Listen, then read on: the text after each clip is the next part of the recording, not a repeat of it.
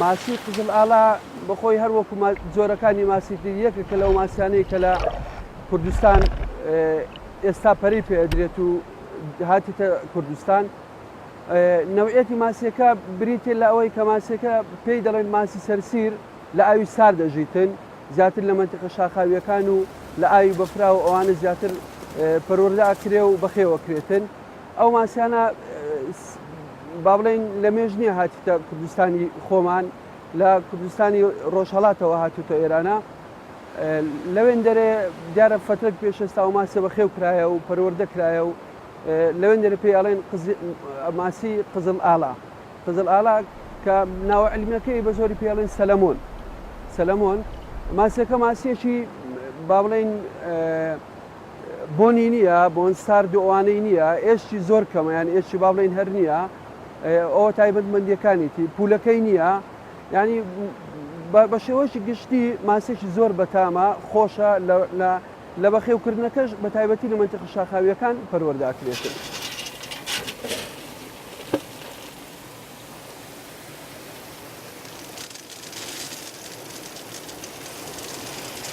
ئەوە نوعیەتی خۆراکەکەیتی.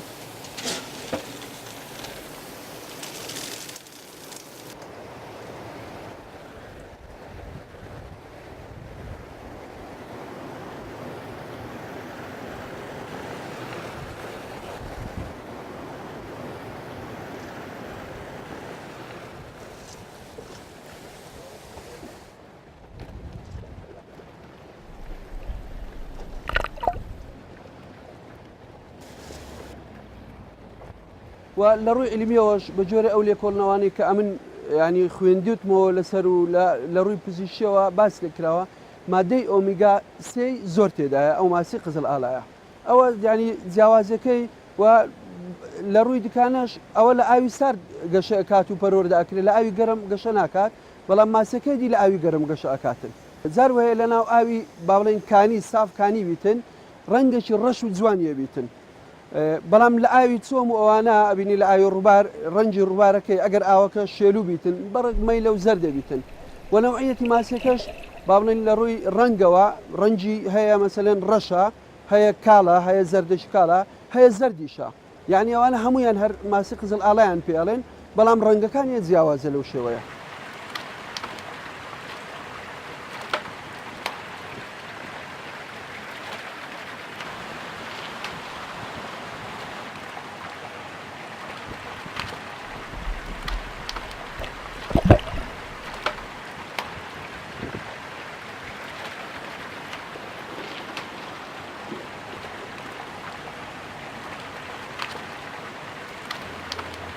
ئەوەوە ئەو زەماسانەی کە کۆنکریتن بە شێوەشی منەزەم دروستکراینە، ئەوانە ینی ئەوەی ئیجابیاتی زۆر باشتر لەوانەیە کە ئەوزی قوڕەکانە لەبەر چەند هۆیەک.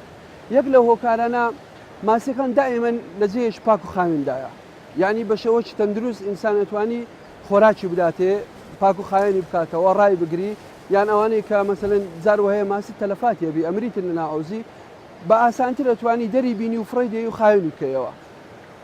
با بڵێن یەک لە تایبەتمەندیەکانی تر بۆ خڕکردنەوە ئاسانترە، یعنی لە شێوەی ئەو تۆڕی کە ئەمە لە ناو ئەو زمان هەیە ڕایە کێشین و ماسێکی خڕەکەینەوە لایەکی و ئەی گوازینەوە. ماسی قزل ئاڵا دەبێت بەردەوام ئاوی لەسەر بێت و بڕواتن، یعنی بەردەوام ئۆکسسیژینی زۆری هەبیتن، یعنی پێویستی بە ئۆکسسیژینێکی زۆر زیاتر هەیە لەو ماسیانەی کە مەسەلەن لە دەوروبەری هەولێر و لەوانە پەروەردە ئەکرێتن. ماسی کەپور کەمەک ئۆکسسیژینی هەبیتن ئەتوانی گەشەی بکاتن، بەڵام ئەوەی ماسی قزل ئاڵایە دێ بەردەوام ئۆکسسیژینێکی زۆری هەبیتن.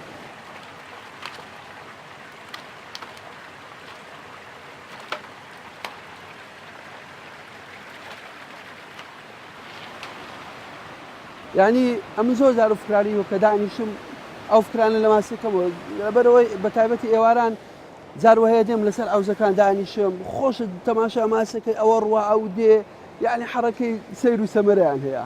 ئینسان هەست بە دڵنەواییەکی دڵخۆشێکی ئەکاتن، و ئەزانی لە جەوەکی وایە، یعنی با بڵین وڵات یان ئەو شوێنێک کە ئەتوولێ هەر وەکو باشت وایە، یعنی هەست بە ئەحساسێکی زۆر خۆشەکەی.